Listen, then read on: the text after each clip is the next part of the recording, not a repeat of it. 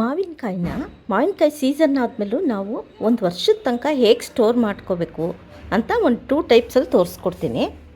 ಈ ಮಾವಿನಕಾಯಿ ಚೆನ್ನಾಗಿ ತೊಳೆದು ಸಿಪ್ಪೆ ತೆಗೆದು ಚಿಪ್ಸ್ ತುರಿಯೋದ್ರಲ್ಲಿ ಅಥವಾ ಕೊಬ್ಬರಿ ತುರಿಯೋದ್ರಲ್ಲಿ ನೀವು ಆದಷ್ಟು ತುರಿದಿಟ್ಕೊಳ್ಳಿ. ಸಿಪ್ಪೆ ತುರಿಯೋದ್ರಲ್ಲಿ ಆಲೂಗಡ್ಡೆ ಚಿಪ್ಸ್ ತುರಿಯೋದ್ರಲ್ಲೂ ತುರ್ಕೊಂಡು ನೀವು ಇಟ್ಕೋಬೋದು.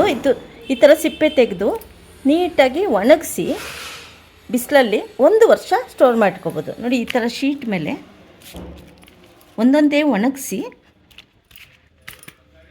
ನೀವು ವರ್ಷ ಪೂರ್ತಿ ಬಿಸಿಲಲ್ಲಿ ಒಣಗಿಸಿ ಒಂದು ಡಬ್ಬಿಗೆ ಹಾಕಿಟ್ಕೊಂಡ್ರೆ ಬಳಸ್ಬೋದು. ನೀವು ಏನಕ್ಕೆ ಬೇಕಾದರೂ ಹಾಕ್ಕೋಬೋದು. ಇದು ಪುಡಿ ಮಾಡಾದರೂ ಬಳಸ್ಕೋಬೋದು, ಇಲ್ಲ ಹಾಗೆ ಚಟ್ನಿ ಇದಕ್ಕೆಲ್ಲ ಹಾಕ್ಕೋಬೋದು.